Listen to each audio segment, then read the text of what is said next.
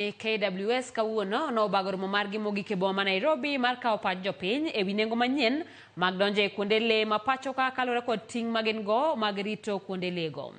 E chenro manyien, welo mawuok oko mar Kenya idhi mednegi omenda magichulo e donjo kuonde go makoro nyalo biro kelo yuto maduong' ne KWS.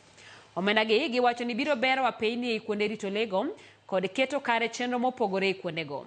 KWS owacho ni geno margi en ni chudo manyien ni bende biro kelo lokruok makare ne joma odak e alwora mar kuonde rito le kendo neno ni arita ojiw mar geng'o lweny mosebedo e kind le kod dhano.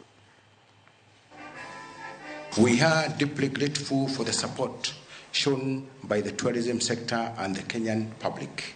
A majority of the stakeholders we engaged with expressed strong support for this review process, acknowledging that KWS is operating under constrained resources and that a conservation fee adjustment.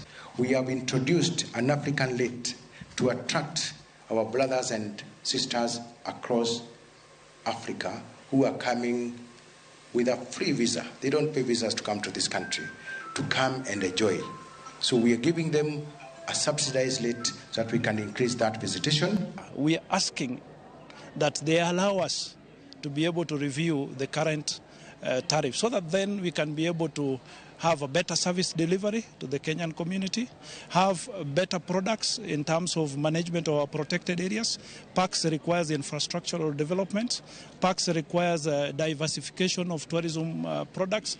PAX requires that we reach out to the community or members of the public that neighbors the park. Kaka yo mar chwalo chenro mag sirikal kod arita machiegni gi jopiny, sirikal mamalo kokalo kuom board mar aguch omenda mano NGCDF ochako gedo